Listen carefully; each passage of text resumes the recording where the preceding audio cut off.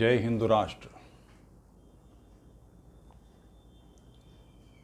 उत्तर प्रदेश भाजपा के बड़े वरिष्ठ नेताओं में हैं श्री हृदय नारायण दीक्षित। अब तो चौथे पद में हैं। जीवन की सांझ आ चुकी है, संध्या काल है। कभी कभार वो लेख लिखते हैं। कल के समाचार पत्र में उनका लेख है, राष्ट्रीय चुनौती बना छल बल से मतांतरण। इस चिंता को उन्होंने व्यक्त किया है, मगर मुझे ऐसा लगता है कि जो उसकी दिशा है उसको वो उचित नहीं है। जिस प्रकार से उन्होंने निष्पत्ति की है और जो बातें कही हैं, समस्या जेन्युइन है, बिल्कुल उचित है, मगर वो जिस प्रकार से बात कर रहे हैं और जो दायित्व जिनके हैं, जो इस पर करनी है, जो कुछ करना चाहिए, जैसा होना चाहिए, उसको बिल्कुल उल्टे ढंग से पकड़ लिया है।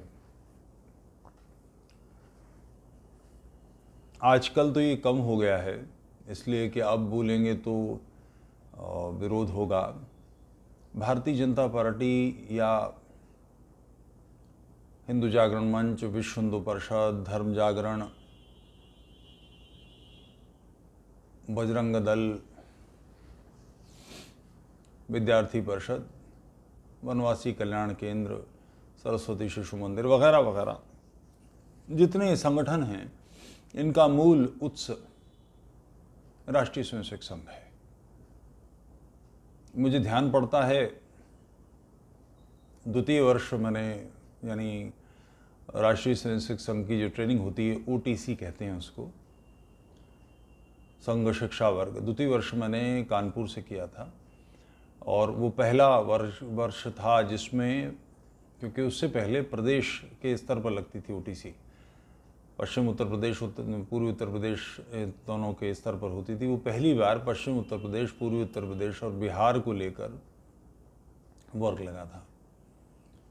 और हम लोग कोई 700-800 लोग होंगे वर्ग में, पूरी संख्या तो ध्यान नहीं, मगर इतने होंगे। कानपुर के एक विद्यालय में, शायद दीनदयाल उपाध्याय विद्यालय में ही वर्ग लगा था। उसमें सुदर्शन जी आए थे, जो बाद में सरसंघ चालक बने। उस समय में वो शारीरिक प्रमुख थे। ये संघ की टेक है, उनकी अपनी नहीं है। ये पहले के सरसंघ चालक यानी गुरुजी से चली आ रही है। उन्होंने वो भी वहाँ भी दोहराई। उनका 1.25 घंटे का बौद्धिक, उसमें उन्होंने कहा कि जिस तरह घर में शौचालय होता है, उसकी आवश्यकता होती है, हम उसका उपयोग करते हैं, मगर हम शौचालय में दिन भर नहीं बैठे रहते। ऐसे ही हमारे लिए राजनीति है।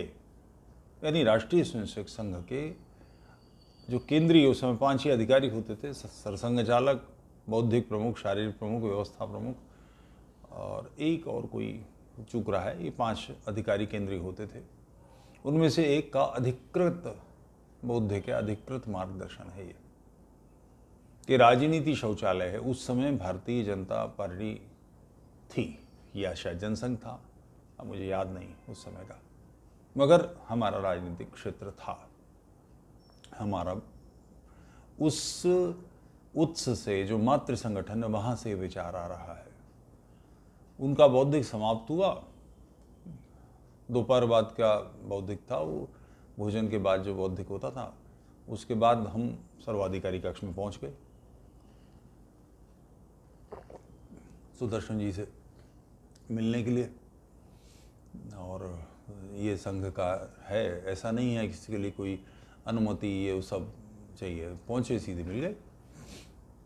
तो हमने समस्याएं बताई कश्मीर की, इसकी उसकी, धर्मांतरण, फलाना ढमाका, और सारा जो देश की समस्याएं थी। विभाजन एक के बारे में कि 1947 में विभाजन हुआ, संघ अच्छा खासा पुष्ट बलिष्ठ था उस समय, और भी बहुत सारी समस्याएं। आप ये बताइए कि राजनीति तो शौचालय, ज़ाहिर है उसमें हम बैठेंगे नहीं, तो अब तरीका बताइए कि संघ इसको कैसे बदल लेगा। पूजनीय डॉक्टर जी ने संघ के पहले सरसंघ चालक ने कहा है कि नगरों में 3% और गाँव में 1% लोग स्वयंसेवक हो गए तो सारा बदलाव आ जाएगा। डॉक्टर जी के समय में भारत इस स्थिति में नहीं था। 1925 में प्रिंसली स्टेट्स थी, बफर स्टेट्स थी, ब्रिटिश एरिया था, बहुत सारा भिन्न प्रकार था। प्रिंसली स्टेट में तो कुछ कर ही नहीं सकते थे, राजा का राज था। जो ब्रिटिश एरिया था उसी में कूद फांद थी, तो उसमें भी अगर 3% मान लीजिए आज हो जाए 3%, तो कैसे बदलाव आएगा? बदलाव की तो कुंजी ही राजनीति है, मगर राजनीति को तो शौचालय कह रहे हैं। यानी आप हमने हमारे अधिकृत मार्गदर्शन ने, हमारे अधिकृत नेतृत्व ने उसका वो हिस्सा जो सारी चीज़ों को अनुप्राणित करता है, बदलता है, जहाँ उस हस्तक्षेप संभव है, उन सबको शौचालय बता के रद्द कर दिया। तो राजनीतिकर्मी ये जो दिशा है, मतिभ्रम है, ये बहुत समस्या खड़ी करता है। इस विचारधारा से आने वाले लोग, यानी हृदय नारायण दीक्षित जी कह रहे हैं कि छल बल से धर्मांतरण, मतांतरण राष्ट्रीय चुनौती बना। वैचारिक विभ्रम इतना है, बिल्कुल स्पष्ट होना चाहिए, एक उस तरह की धार जैसी क्लियर एज कि जरा सा चूके उंगली कटी। राष्ट्रीय चुनौती बना मतांतरण छलबल से राष्ट्र कैसे होगा? जबरदस्ती मतांतरण कैसे होगा? 1947 से पहले संभव था, इस्लामी काल में संभव था, मगर अब कैसे संभव है? कोई किसी व्यक्ति को अगर छल से मतांतरण करेंगे, यानी किसी चर्च में कैसे बुला लेगा वो छल से? कोई अंट संट बातें की जाएंगी, चंगाई की जाएगी, और कुछ लोग तैयार किए जाएंगे कि उनके ऊपर वो बैठे हैं कुछ लोग कि ये सब फालिज है इनको, या इनको ये समस्या है, उनको खड़ा करेगा कोई पोस्टर और धक्का देगा, वो चलने लगेंगे। इस तरह के 2-4 ड्रामे ही तो करेगा, मगर ये सारी बातें करते समय जो देख रहे हैं वो सब जानते हैं नौटंकी है। इन बातों से किसी पर असर नहीं पड़ता। कोई इतना मूर्ख आज नहीं है कि इन बातों को बड़ा छल से संभव नहीं है, बल से भी संभव नहीं है। तुरंत थाने पहुंच जाएगा, पुलिस रिपोर्ट कराएगा, कोई किसी को कैसे कर देगा? मतांतरण सदैव सेवा कार्यों से, अभावों की पूर्ति से होता है। किसी के बच्चे को इसको अच्छी शिक्षा मिल जाएगी, मिशन के जो स्कूल हैं, मिशनरीज, उसमें बच्चों को पढ़ा देंगे। ये एक सपना होता है। बंगाल के किसी गांव से, बिहार के किसी गांव से, पूर्वी उत्तर प्रदेश के किसी गांव से, मध्य प्रदेश की वनवासी क्षेत्रों से, छत्तीसगढ़ के, झारखंड के वनवासी क्षेत्रों से कोई व्यक्ति एनसीआर में आता है, उसके अपने वहाँ खेत थे, यहाँ आकर वो ऐसे मकान में रहता है जिसका किराया उसे 8, 10, 15 हज़ार देना पड़ता है, जहाँ 15 लोगों पर, 20 लोगों पर एक टॉयलेट है। स्नान के लिए, पानी भरने के लिए उसको आधा घंटा इंतज़ार करना पड़ता है। वो जिस कमरे में रहता है उसमें खिड़की तक नहीं है। उसके बावजूद वो नगर में आता है। क्यों? कि उसके बच्चों को जीवन मिल जाएगा, पढ़ लिख जाएंगे। जो जीवन उसके पास है उससे बेहतर जीवन अपने बच्चों को दे जाएगा। इस अभाव की पूर्ति करता है ईसाई मिशन। मुल्ला नहीं करता। मुल्ला तो मदरसा खुद ही साला गधा है, अलिफ बे पे तय हुआ, माचील बाप का हुआ, ये सारी पढ़ाई करता है, तो वो तो क्या देगा। मगर ईसाई मिशन इस कार्य की पूर्ति करता है। भूखे को खाना दे रहे हैं, कोढ़ियों की सेवा कर रहे हैं। कोढ़ियों की सेवा परिहास नहीं होती। कभी किसी कुष्ठ केंद्र में जाकर देखिए, उनके जख्मों पर दवा लगाइए, तब आपको अंदाजा लगेगा, अनुमान लगेगा कितना बड़ा काम है ये। आज सारे भारत के चिकित्सालय, बल्कि विश्व भर के चिकित्सालय, केरल की नर्सों, केरल के नर्सिंग सिस्टम से, वहाँ इसके सिस्टम में सिखाते हैं मिशन, लड़कियों को तैयार करते हैं। जो आप किसी भी चिकित्सालय में चले जाइए, आप पाएंगे वहाँ नर्सेस, लड़कियाँ लड़के हैं, वो केरल के हैं, वो नॉर्मली क्रिश्चियन हैं, हिंदू भी होते हैं उसमें कहीं कहीं, मगर नॉर्मली क्रिश्चियन हैं। उनके मन में ये संस्कार दिया जाता है सेवा का। बाइबल को सेवा की पुस्तक मत समझ लीजिएगा, चर्च को सेवा की कार्य करने वाले मत समझ लीजिएगा। वो चिंतन उतना ही अग्रेसिव है जितना इस्लाम है। मानसिकता वही है कि संसार पैगन्स का है, उनको समाप्त करना है, ईसा मसीह की भेड़ें बनाना है, सबको उस रास्ते पर लाना है। जैसे इस्लाम सोचता है वैसे ही ये चिंतन है, मगर उसके साथ एक बड़ी बात ये है, वनवासी क्षेत्रों में, छत्तीसगढ़ के, झारखंड के जंगलों में वनवासी कार्य करना, रह के देखिए, मच्छरों के कारण से नाक में दम हो जाएगा। कभी आपने किसी क्रिश्चियन डॉक्टर को देखा है? स्वयं से पूछिए। किसी क्रिश्चियन इंजीनियर को देखा है? किसी क्रिश्चियन बड़े बिजनेसमैन को, छोटे बिजनेसमैन को देखा है? आपके साथ पढ़ने वालों में कोई क्रिश्चियन हो सकता है, मगर जाते कहाँ हैं? ये सारे के सारे इस पूरी मशीन में लग जाते हैं। वहाँ अच्छा पैसा मिलता है और नन्स मिलती हैं। हाँ, मेरी बात पर अगर आपको विरोध हो, नन्स को माना जाता है कि वो ईसा मसीह से विवाहित है, उनका विवाह नहीं होता। अमरोहा के पास एक चर्च में कुछ साल पहले कुछ लड़के गुंडे घुस आए थे इलाके के, उन्होंने नन्स को रेप किया, वो भाग गए। रिपोर्ट की गई तो मेडिकल होगा, स्वाभाविक है। नन्स ने और उनके फादर ने जो वहाँ थे मेडिकल कराने से मना कर दिया। अब मेडिकल नहीं होगा तो बलात्कार प्रूफ कैसे होगा? फिर उन महिलाओं को बाध्य होकर मेडिकल कराना पड़ा। मेडिकल में लिखा गया सेक्स की हैबिचुअल हैं, सेक्स की अभ्यस्त हैं, सामान्य रूप सेक्स का व्यवहार उनके लिए सामान्य है। ब्रह्मचर्य कुछ नहीं होता उनके यहाँ। उसका कारण है कि ये जो फादर हैं और ये लोग हैं, ये सहज रूप से इस प्रकार का व्यवहार करते हैं। वैश्विक स्तर पर लड़कियों के साथ ही नहीं, लड़कों के साथ, बच्चों के साथ सेक्स करने के लिए ईसाई पादरी बदनाम रहे हैं। पोप माफिया मांगते फिरे हैं दुनिया भर में कि हमसे ये त्रुटि हुई। और एक आध नहीं, लाखों की तादाद में देशों में पादरियों ने बच्चों के साथ व्यभिचार किया, लड़कों के साथ व्यभिचार किया है, पकड़े गए हैं, सारी चीज़ें हुई हैं। ये सहज उनका है, मगर उसके साथ साथ वो एक काम ऐसा करते हैं। आप देखिए, किसी भी महत्वपूर्ण नगर में महत्वपूर्ण स्थानों पर कॉलेज बने हुए हैं, मिशन के स्कूल बने हुए हैं, चैरिटी हो रही है, इन सब से मतांतरण होता है, छलबल से मतांतरण नहीं होता। और इस मतांतरण को, छलबल से, जिसे आप कह रहे हैं गलत कह रहे हैं, इस मतांतरण को रोका भी नहीं जा सकता, क्योंकि जिस दिशा से वो लोग काम कर रहे हैं उस दिशा में आप कहाँ हैं, मैं कहाँ हूं, हम कहाँ हैं। वो अभावग्रस्त झुग्गी बस्ती में बैठा आदमी, उसकी चिंता करने वाले लोग हिंदू कहाँ हैं? हमारे मूल विचार का ये चिंतन है कि इस काम को मठ मंदिरों को करना चाहिए। मठ मंदिर ऑर्गेनाइज नहीं हैं, 4 मठ एक जगह नहीं हैं, 4 मंदिर एक केंद्र पर नहीं हैं। इनसे कहना कि मठ मंदिरों को करना चाहिए, अपनी जिम्मेदारी को छोड़ना है। ये हमेशा का है कि अपनी जिम्मेदारी, हमारे उत्स में ये समस्या है कि हम अपनी जिम्मेदारी दूसरों के मत्थे मार देते हैं। सन्यासी क्यों नहीं कर रहा? सन्यास, ईसाई पादरी नहीं है सन्यासी, इस्लाम का मुल्ला नहीं है। इस्लाम का मुल्ला और ईसाई पादरी अपनी संख्या बढ़ाने में, ईसा मसीह की भीड़ें बढ़ाने में, मुल्ला अल्लाह की मुमलिकत बढ़ाने का काम करता है। हमारे यहाँ सन्यास क्या है? जो अपने जीवन के सारे सुखों से अपने आप को समेट के, जिसका काम ध्यान धारणा साधना है, जो अपनी कुंडलनी जगाएगा, जो भक्ति करेगा, जो पूजा करेगा। दो बिल्कुल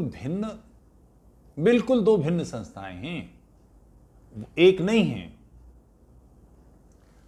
जो संगठन बने हैं हिंदू समाज कार्य में, जिनका लक्ष्य है हिंदू समाज की चिंता, वो संगठन उससे चाहते हैं जो बना ही नहीं इस काम के लिए। दशनाम का अखाड़ा शंकराचार्य जी ने बनाया था। वो उस काल में कि जब वो बौद्धों से शास्त्रार्थ हो रहे थे, और बौद्धों के, वर्तमान बौद्ध भी हाँ उसी प्रकार के ही हैं, नवबौद्ध विशेष रूप से। बौद्ध जो विदेशी, यानी जो भारत की सहज परिभाषा है, वैसे उस समय भारत की सहज परिभाषा यानी हिमालय से लेके समुद्र तक की भूमि, यानी अफगानिस्तान से लेके केरल तक की भूमि। इससे बाहर भी धर्म था, उसी धर्म में से लोग बौद्ध हो गए थे, उस तरफ के लोग, और उनके जो वहाँ के आक्रमणकारी इधर आ रहे थे उनका सहकार कर रहे थे, उनके साथ खड़े थे। तो स्वाभाविक है जिनके अंदर इधर की मानसिकता थी, राष्ट्रीयता थी, वो विरोध करते, उन्होंने विरोध किया। ये यूं ही नहीं है कि अफगानिस्तान में, सारे अफगानिस्तान में ये बौद्ध क्षेत्र था, आज भी ढेरों बौद्ध मूर्तियां हैं वहाँ, तोड़ दी गई, उसके बावजूद बौद्ध मूर्तियां मिलती हैं। पाकिस्तान का सिंध विशेष रूप से बौद्ध क्षेत्र है। तक्षशिला बौद्ध यूनिवर्सिटी थी, नालंदा इत्यादि ये सारी यूनिवर्सिटी बौद्ध यूनिवर्सिटी थी, उस काल में बौद्ध मत का बोलबाला था। मगर ये केंद्र बन गए थे, शेष भारत पर आक्रमण के अड्डे बन गए थे कि वहाँ वाले जो बाहर से आ रहे थे, चूँकि वो बौद्ध थे इसलिए इनको अपनी आत्मीयता लगती थी, राष्ट्र का दमन हो रहा था, तो लोगों ने फिर इसका विरोध किया। तो शंकराचार्य जी ने शास्त्रार्थ करके पराजित किया। पराजित हो जाते थे, उनका तर्क ये था कि अगर मैं जीत गया तो तुम मेरे मत में दीक्षित हो जाओगे, और तुम जीत जाओगे तो मैं बौद्ध बन जाऊंगा। आचार्य शंकर की दिग्विजय है, संपूर्ण भारत में उन्होंने दिग्विजय की, लोगों को बौद्धिक रूप से पराजित किया। मगर लोग मानते नहीं थे, करते वही थे जो उनकी पुरानी थी। तो फिर उनको उल्टा लटका के मिर्च की धुनी देना, उनको ठीक करना, उनकी ठुकाई लगाना, इसके लिए अखाड़े बनाए गए थे। मगर वो बहुत पुरानी व्यवस्था हो गई है, आज नहीं, बहुत लंबे समय से ये अखाड़ों का वीरता इस तरह से है कि राणा प्रताप के साथ हल्दी घाटी के युद्ध में सन्यासी सम्मिलित हुए थे इस्लामी सेनाओं से लड़ने के लिए। कई युद्धों में अखाड़े लड़े हैं, मगर अब वो इतिहास समाप्त हो गया है। अब वर्तमान में बौद्धिक रूप से हिंदू समाज की चिंता करना, जिसका दायित्व है, जो अपने ऊपर जिम्मेदारी लेता है और जो जिम्मेदारी तय करता है कि आप जज बन गए और आप कह रहे हैं कि सन्यासी करे, आचार्य करे, फलाना करे, मठ करे, मंदिर करे, आप क्यों नहीं करें? आप राजनीति करें। राजनीति यानी सत्ता की राजनीति।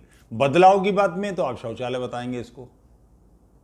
स्वयं हृदयनारायण दीक्षित जी से मैं पूछता हूँ, और सारे ये जो लोग हैं जो इस तरह के काम कर रहे हैं या जिन्होंने किए हैं, वो कब अपनी जिम्मेदारी लेंगे? उनका दायित्व क्या है, इसकी चिंता कब करेंगे? और वैचारिक विभ्रम की स्थिति, बल्कि इसको अलग से विषय को लेना ठीक रहेगा, मैं इस वैचारिक विभ्रम पर अलग से बात करूंगा। भारत में बड़े पैमाने पर जो उपद्रव रोकने वाले लोग हैं वो कौन हैं, कहाँ से आए हैं? कांग्रेस ने सच्चर कमेटी बनाई, उसकी अनुशंसाएं लागू नहीं की। अनुशंसा किसने लागू की? किसने राजनीति में इतना घमासान मचाया, सत्यानाश किया? कश्मीर से हिंदू निकले, अभी 30 वर्ष हुए हैं। हमारी पार्टी यानी हृदयनारायण जी आपकी पार्टी केंद्रीय सत्ता का हिस्सा थी, कुछ नहीं किया।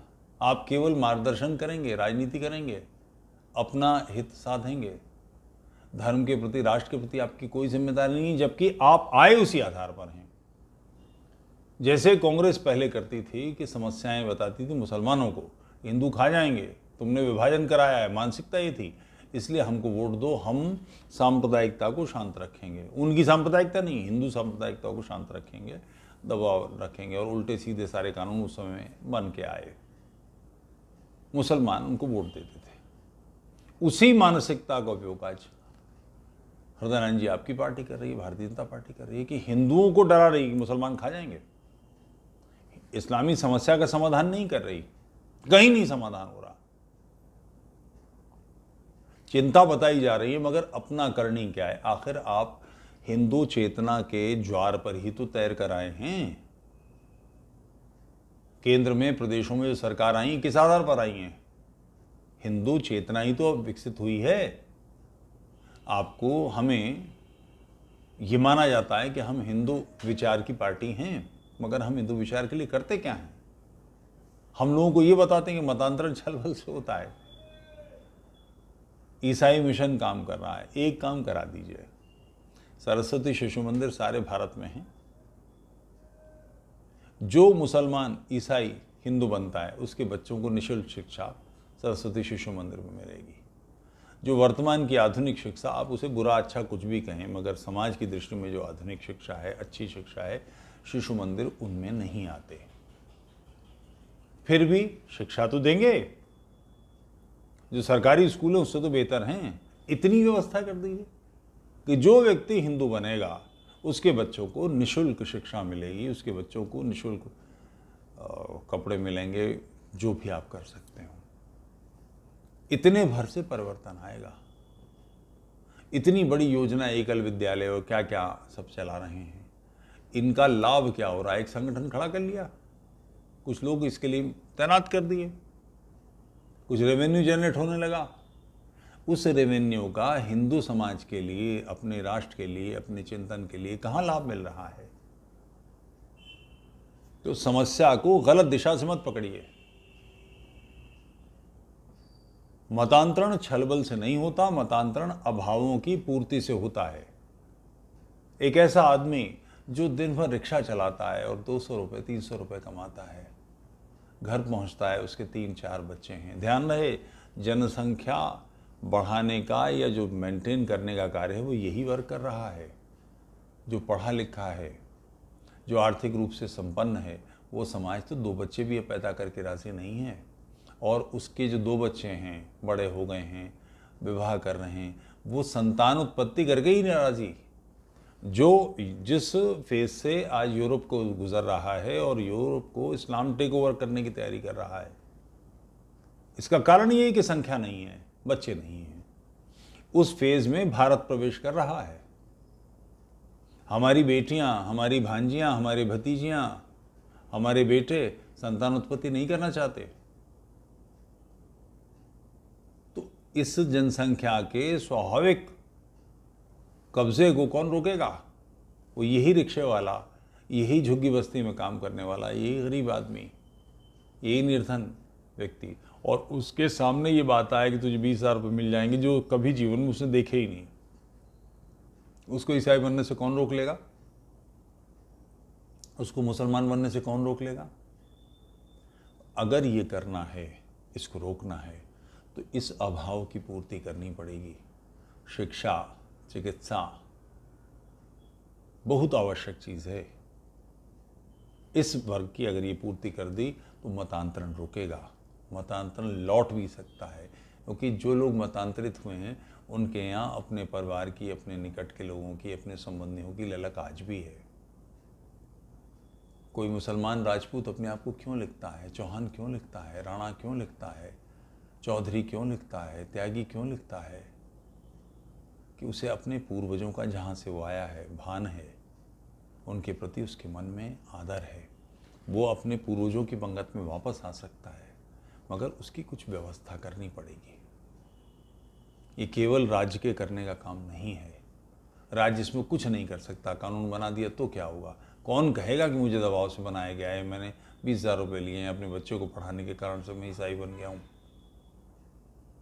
तो कोर्ट क्या कर लेगी? ये कानून उड़ीसा में दशकों से चल रहा है। उड़ीसा धर्मांतरित होता जा रहा है, क्योंकि उसके जंगलों में वनवासी परिवेश में काम करने के लिए लक्ष्मण दास जैसे लोग कितने हैं।